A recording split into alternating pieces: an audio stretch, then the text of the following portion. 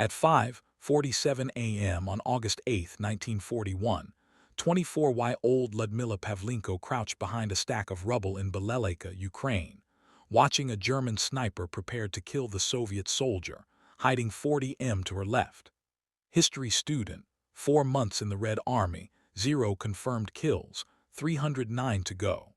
The Wehrmacht had sent 3 full divisions to take Odessa, 150,000 German soldiers advancing. Soviet forces were outnumbered 3-1, and Lyudmila had just volunteered to become a sniper in a unit that was losing soldiers faster than they could train them. She'd been on the front lines for 6 hours. No sleep, no food, just her Mosin Nagant rifle, 40 rounds of ammunition, and a death wish wrapped in patriotic fury. Her university in Kiev had been bombed 11 days earlier, 73 students killed. Her professor, Dr. Anatoly Vyulov, buried under the rubble for 2 hours before they pulled his body out. Her best friend Natasha died in the library. Fire consumed the building. Natasha couldn't get out. Lyudmila had enlisted the next morning. The recruiting officer told her to become a nurse. Women belonged in medical units, not infantry. Lyudmila told him she'd been shooting since she was 14. Marksman scores in youth shooting club, top tier in regional competitions. The officer laughed, said shooting targets wasn't combat. Combat was blood, screams, death. Women couldn't handle it. Lyudmila told him to test her. The officer gave her a rifle pointed at a fence post 100 m away. She put 5 rounds through the center. The officer stopped laughing. She was assigned to the 25th Rifle Division as a sniper. That was 4 months ago. Now she was in Ukraine watching Germans kill her comrades, and she hadn't taken her first shot yet. The German sniper was 280 m away, positioned behind a destroyed farmhouse wall. Lyudmila could see his helmet through a crack in the masonry. He was tracking the Soviet soldier, waiting for him to move. The Soviet soldier was Sergeant Dmitry Kravchenko, 32 years old, married, 2 children. Lyudmila had met him yesterday. He'd shared his bread with her when she hadn't eaten in 18 hours. Now he was about to die because he didn't know a German was aiming at him. Lyudmila raised her rifle. Her hands were steady.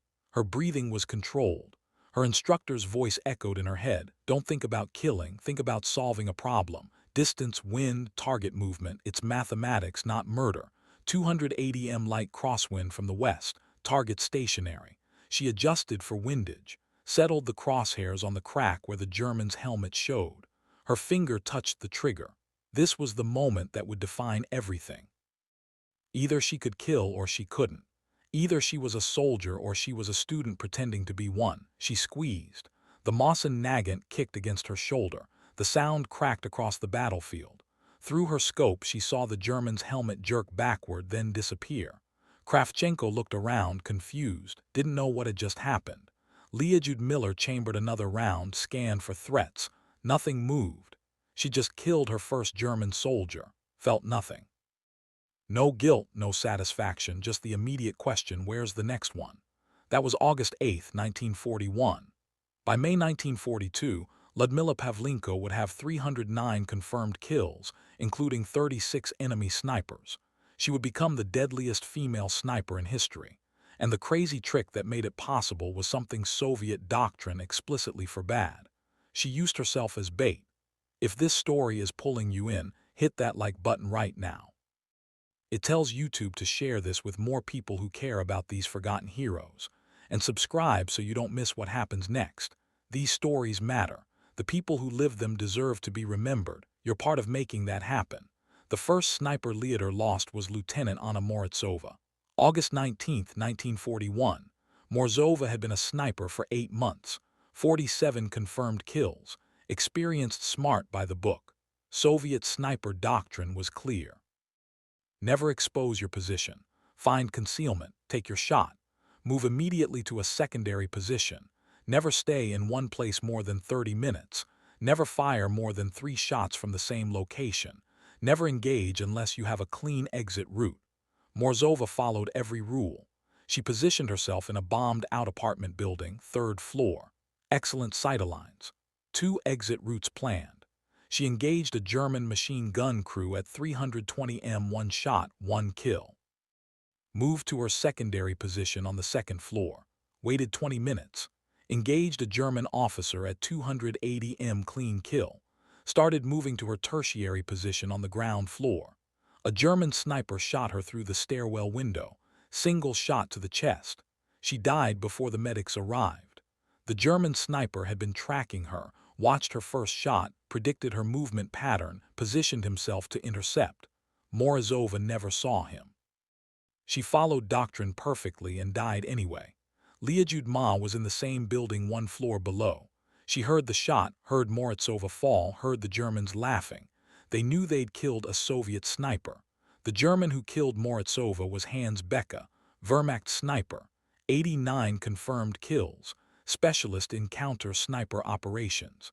He hunted Soviet snipers like Luda hunted German soldiers.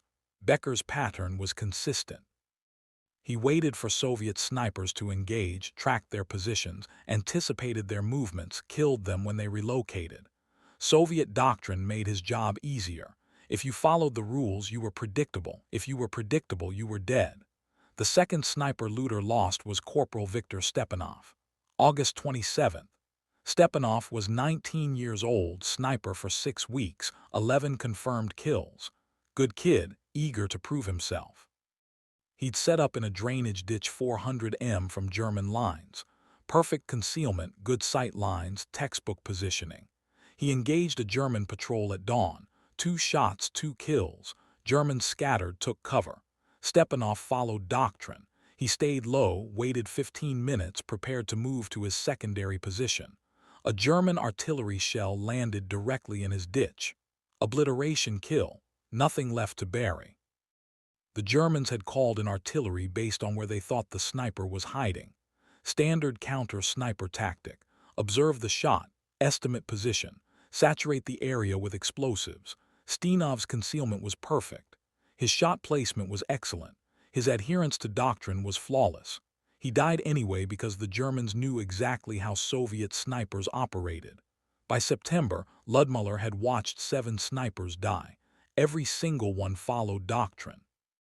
Every single one died because they were predictable. German counter-sniper units were too good. They knew Soviet tactics. They knew Soviet positioning. They knew Soviet movement patterns. Fighting by the book meant dying by the book. Lyudmila studied how each engagement developed. Same pattern. Soviet sniper takes position, engages target.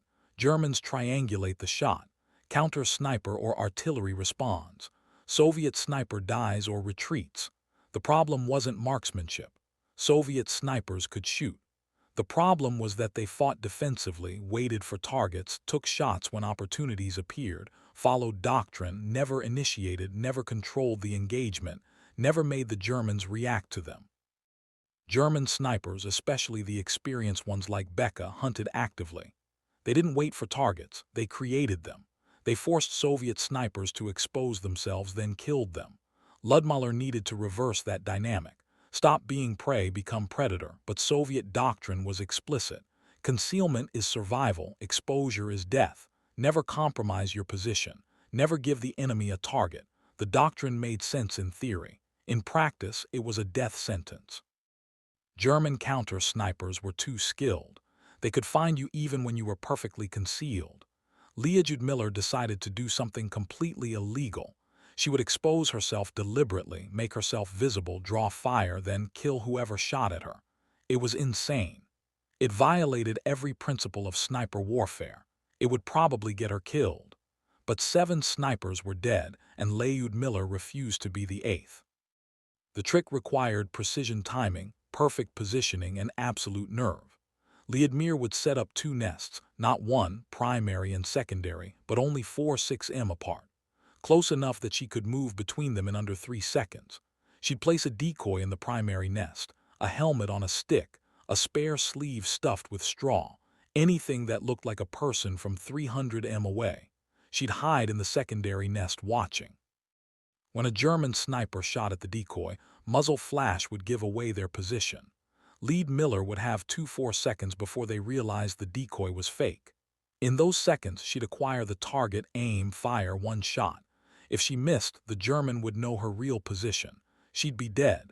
If she hit, she'd move immediately, reset the trap, do it again. The plan was suicidal. Soviet command would court-martial her if they found out. Exposing a position deliberately, even a fake one, was tactical insanity. But Lyudmila had watched too many friends die following doctrine. She tested the technique on September 3, 1941. Early morning, German lines were 340 m away. She set up in a ruined cellar near the front line. Two shooting positions, one with a helmet propped on debris, positioned to look like a sniper observing German positions. She waited in the secondary position 5 m to the right, completely concealed. Her rifle was aimed at the area where a German counter-sniper would most likely position himself. 45 minutes passed. Nothing moved. Lyudmila's muscles ached from staying motionless. Her eyes watered from staring through the scope. Insects crawled across her hands. She didn't move. At 6:17 a.m., a shot cracked across no man's land. The helmet in her primary nest jerked backward. Someone had taken the bait. Lyudmila scanned the German lines. There, 320 m away, a muzzle flash, a figure shifting position behind a brick wall. She had 3 seconds. Her crosshairs settled on the figure. She couldn't see details, just a shape. She fired. The figure dropped. Them didn't wait to confirm. She abandoned both positions, moved 40 m west, set up in a different building. Through her scope, she watched the brick wall where the German had been. 2 German soldiers appeared dragging a body. Confirmed kill. The technique worked. Over the next 6 weeks, Lyudmila refined the method. She learned exactly how long to wait, how to position decoys, how to predict where German snipers would set up. She studied their patterns obsessively. German snipers preferred elevated positions. They liked to shoot from buildings' 2nd or 3rd floor. They avoided ground-level hides because Soviet artillery targeted those first. They positioned themselves with the sun at their backs when possible. They rarely changed positions during daylight. Lyudmila used all of this. She set her decoys to be visible from elevated German positions. She timed her operations for when the sun would be in German snipers' eyes, not hers. She built her secondary nests at ground level where Germans wouldn't expect her. She treated every engagement like a chess match. The decoy was her opening move. The German's shot was their response. Her kill shot was checkmate. By October, Lyudmila had 78 confirmed kills. 22 of them were German snipers. Word spread through Soviet units. The woman sniper who hunted the hunters. Soldiers started requesting her for counter-sniper operations. Officers who'd lost men to German snipers came to her personally, begged her to help. Some brought bottles of vodka. Some brought extra rations. Some just brought grief. A lieutenant named Vulov came to her on October 12th. His platoon had lost 9 men to a German sniper in 4 days. The sniper operated near a railway junction, shot from different positions, killed officers, radio operators, machine gunners, anyone important. Volkov's men were terrified. They refused to move during daylight. The entire platoon was paralyzed. Volkov asked Lyudmila to kill the German. She said yes. Not because of the vodka Vulov offered, because she remembered Morozova, because she remembered Stefanov, because German snipers had killed 7 of her friends, and she wanted revenge for every single one. She studied the railway junction for 2 days, watched through binoculars from 800 m away, mapped every position with sight lines, counted buildings, measured distances, noted wind patterns. The German was smart. He never shot from the same place twice, never established a pattern, but he had to shoot. And when he shot, he had to be somewhere. Lyudmila identified 11 possible positions, too many to watch.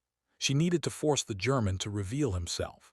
She set up 5 m from where Volkov's men congregated, made a decoy that looked like a Soviet officer, put it in a position where it would be visible from 8 of the 11 possible German positions. Then she hid 12 m away. Rifle aimed at the most likely German location. 6:30 a.m. the decoy stood in the open for 40 minutes. Nothing happened. Lyudmila stayed motionless. Her legs cramped, her back ached, she didn't move. At 7:11 a.m. the shot came. The decoy's helmet spun away. Lyudmila saw the muzzle flash. 420 m inside a train car. The German had positioned himself inside a destroyed boxcar. Brilliant hiding spot. Lyudmila had considered it unlikely because the boxcar was exposed to Soviet artillery, but the German had calculated that Soviet forces wouldn't waste shells on a single boxcar. He'd been right until now. Lyudmila adjusted for distance and wind. The German was moving inside the boxcar. She could see his shape through the open door. She had maybe 5 seconds before he realized the decoy was fake. She fired. Through her scope, she saw the German jerk backward. He didn't fall, he stumbled. She'd hit him, but not fatally. He was wounded trying to escape. She chambered another round, fired again. The German dropped. Volkov's men moved in afterward, found the German dead inside the boxcar. 2 shots, one through the shoulder, one through the head. His logbook listed 67 confirmed kills. Vyulov asked Luda how she'd known where he was. She said she didn't. She just made him shoot first, then she'd killed him. Simple mathematics. Volkov said it wasn't mathematics, it was courage or insanity, probably both. German units put a bounty on her. 100 Reichsmarks for whoever killed the Russian girl. Then 500 Reichsmarks. Then 1,000. The price kept rising as her kill count climbed. German propaganda broadcasts mentioned her by name, called her the devil woman. Said she was a myth, said no woman could kill that many Germans, said she was Soviet propaganda, said if she was real she was probably a man disguised as a woman. Lyudmila heard the broadcasts. Other soldiers told her what the Germans were saying. She found it funny. The Germans were so terrified of her they couldn't believe she existed. Their denial was proof of her effectiveness. Lyudmila didn't care what they said. She cared that they were scared. Scared enemies made mistakes. And Lyudmila was there to punish every mistake. She started leaving signatures, small things, a piece of ribbon tied near her shooting position after she'd left, a playing card placed on a dead German sniper's chest. Red Queen, the Red Queen of Death. Soviet propaganda loved it. Newspapers published stories about Lady Death who taunted German snipers before killing them. Lyudmila never confirmed or denied the stories. Let them believe what they wanted. Belief created fear. Fear created mistakes. Mistakes created opportunities, and opportunities created confirmed kills. The engagement that made her legendary happened on November the 7th, 1941. German forces were pushing hard on Sevastopol. Soviet defenders were holding by their fingernails. The siege was brutal. Food was running out. Ammunition was rationed. Medical supplies were nearly gone. And a German sniper had killed 11 Soviet soldiers in 3 days. Officers, sergeants, anyone who gave orders. The sniper was systematically decapitating Soviet command structure. Nobody could locate him. Nobody could counter him. He took 1 shot, then vanished, disappeared like a ghost. Soviet command was desperate. Major Chernov called Lyudmila to headquarters, showed her photographs of the dead, entry wounds, perfect placement. Every shot was fatal. No wounded, just dead. The German was exceptionally skilled. Chernov said the entire command structure was paralyzed. Officers were afraid to show themselves. Sergeants were refusing to give orders in the open. The sniper was winning through terror. He wasn't just killing people, he was destroying morale. Soviet command asked Lyudmila to find him. They gave her 48 hours. If she couldn't kill him, the entire sector might collapse. Commanders would refuse to lead. Units would fragment. The German offensive would break through. 48 hours. 1 sniper against another. Winner takes the sector. Loser dies. Lyudmila accepted. She had no choice. This was what she trained for. This was why she existed on this battlefield. To kill German snipers, to be better than them, to prove that courage and innovation could defeat experience and skill. She studied the kill locations, all within a 400 m radius, all during early morning between 5:45 and 7:30 a.m., all single shots to the head or chest, precision work. The German was good, very good. She plotted the angles on a map. Every kill came from a slightly different direction. Northeast one day, southwest the next, northwest after that. The German was mobile. He changed positions constantly, never shot from the same place twice, never established a pattern. He was following doctrine perfectly.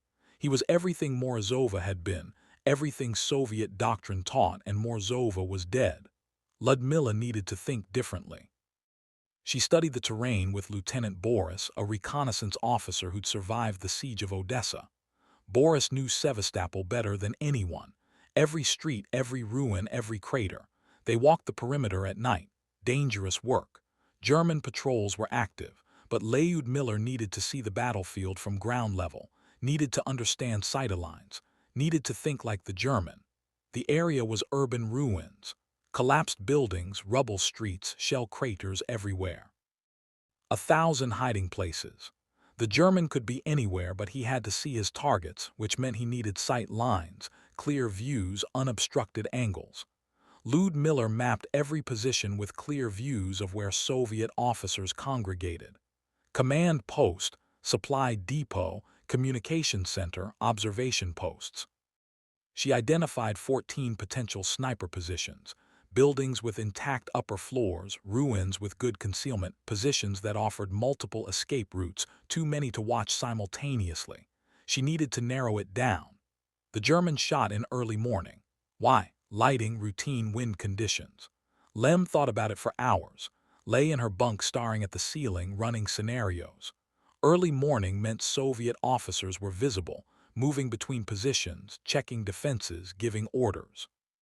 First light meant soldiers were tired, less alert. Guards were changing shifts. Attention was divided. The German was hunting during shift change. That meant he was watching specific locations at specific times. He knew Soviet routines. He'd studied them. He was patient. He was smart. He was everything Lyudmila had to beat. Lyudmila picked the 3 most likely positions based on sight lines and escape routes. North tower of a destroyed church, 3rd floor of a collapsed apartment building, rooftop of a former school. All had perfect views of Soviet command areas. All offered multiple exit routes. All were elevated enough to provide advantage. Then she did something even more insane than her normal tactics. She decided to become the bait herself. Not a decoy, not a helmet on a stick. Herself standing in the open, making herself the most valuable target on the battlefield. If the German took the shot, she'd have maybe 1.5 seconds to react. If she was wrong about his position, she'd be dead before she hit the ground. If she was right, she'd have one chance to dive, acquire the target and fire before he repositioned. One chance, one moment, everything on the line. November 8th, 5:42 a.m. Lyudmila wore an officer's coat she'd borrowed from a dead lieutenant. Too big for her, but recognizable from a distance. She stood in the open near the command post, right where officers usually gathered for morning briefing, made herself a target, exposed, vulnerable, alone. Her rifle was 4 m away, propped behind rubble, aimed at the most likely German position, the destroyed church tower. If she was wrong about the location, she'd be dead before she could react. If she was right, she'd have maybe 2 seconds to dive, grab the rifle, acquire the target, fire. 2 seconds between life and death. 2 seconds to prove she was better than him. She stood there for 17 minutes. Each minute felt like an hour, exposed, every nerve screaming at her to take cover, every instinct telling her this was suicide. Her hands stayed at her sides, relaxed, had to look natural, had to look like a real officer, not bait. Wind blew cold across the ruins. She could hear distant artillery, machine gun fire to the east, normal battlefield sounds. Nothing moved in the German positions. Maybe the German wasn't there. Maybe he'd repositioned during the night. Maybe he'd been killed by artillery. Maybe this entire plan was based on faulty intelligence and she was standing in the open for nothing. Or maybe he was watching her right now, crosshairs centered on her chest, finger on the trigger, waiting for the perfect moment. Her heart pounded. Sweat ran down her back despite the cold. She counted seconds. 120 seconds standing in the open. 120 seconds of being a target. Nothing happened. Maybe the German wasn't interested. Maybe he'd seen through the trap. Maybe the shot came at 5:59 a.m. Lyudmila heard it before she felt it. The crack of a rifle, distinct sound. Mauser Kane 98. The snap of a bullet passing centimeters from her head. So close she felt the air displacement. So close it parted her hair. She dove left, not back. Left toward her rifle, hit the ground hard, ignored the pain, grabbed her rifle. Her hands found it instantly. Muscle memory. She'd positioned it perfectly. Swung the barrel toward the church tower. Scanned through the scope. There, 300 m, 3rd floor of the destroyed bell tower. A figure moving back from an opening. He'd taken the shot. He was repositioning, moving back into shadow. She had maybe 3 seconds before he was concealed completely. Lyudmila didn't take time to aim perfectly, didn't calculate wind, didn't adjust for exact distance, just pointed and fired. Instinct shot. The kind of shot instructors say never to take. The kind of shot that gets you killed in combat. Her rifle kicked against her shoulder. Through the scope she saw the figure jerk, saw him stagger, saw him fall backward into darkness. She didn't know if she'd hit him or if he'd taken cover. She stayed down, watched, waited, chambered another round, kept her scope on the tower opening. If he appeared again, she'd fire again and again until one of them was dead. 3 minutes passed. Nothing moved in the tower. No return fire, no movement. Either he was dead or he was playing the same game, waiting for her to expose herself again. Lyudmila didn't move. She'd learned patience. Learned that the sniper who moved first usually died first. 10 minutes passed. The sun was rising.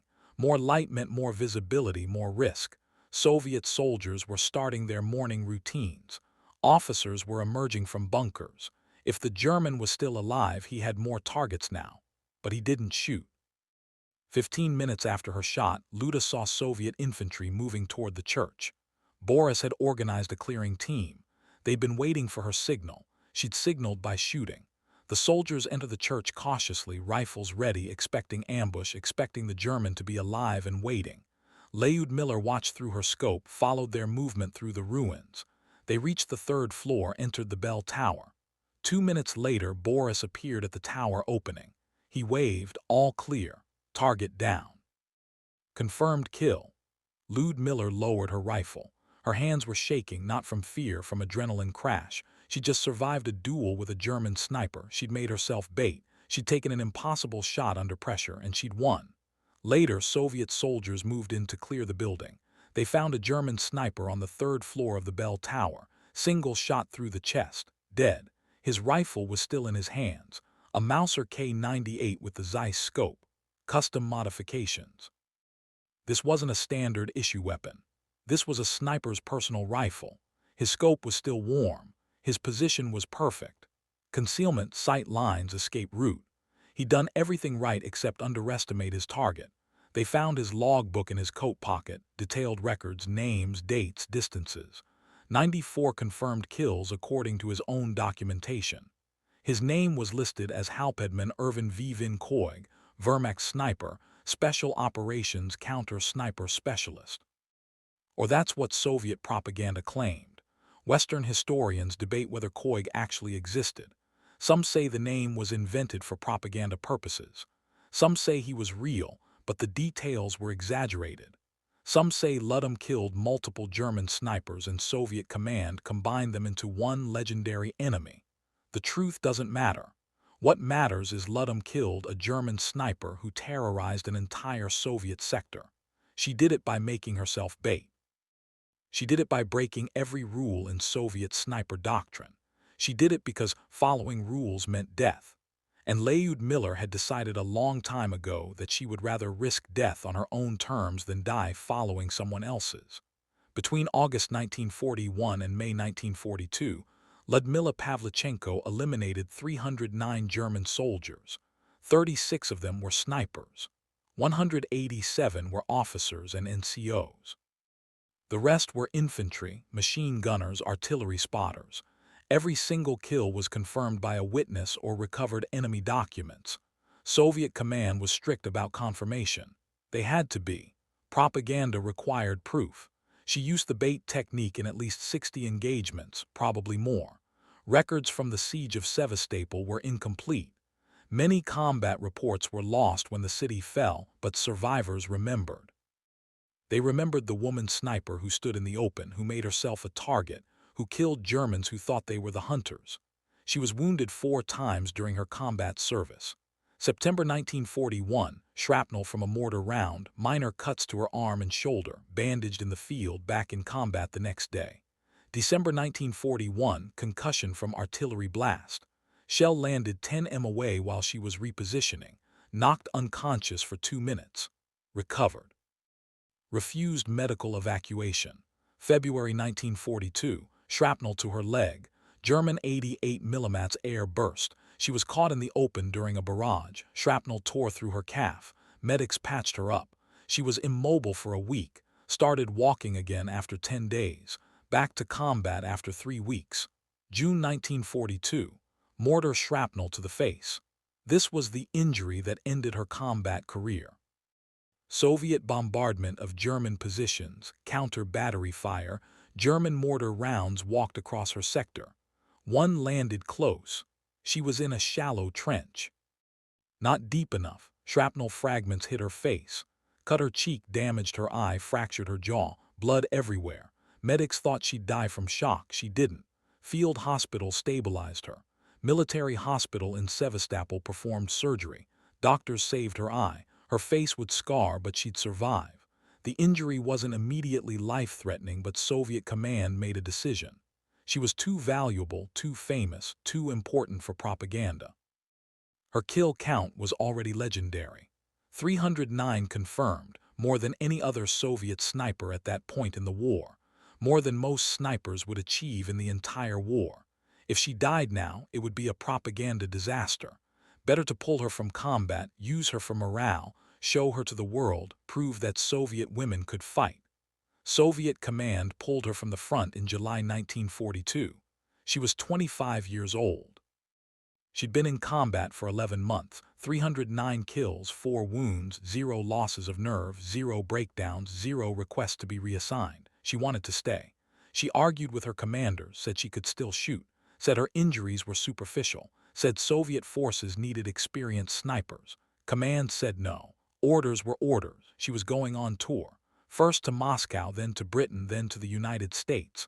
A goodwill tour. Show the Allies that Soviets were fighting hard. Show them that even Soviet women were warriors. Build support for a second front. Lyudmila hated it. She was a soldier, not a performer, but she followed orders. She went to Moscow in August 1942, gave speeches, met with Communist Party officials, was awarded the Hero of the Soviet Union Medal, the country's highest honor. She was the first woman in Soviet history to receive it. Newspapers published her story. Pravda ran a front-page article, Lady Death, the woman who killed 309 fascists. Radio broadcasts featured interviews.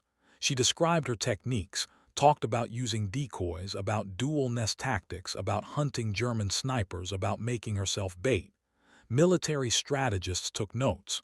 Her methods.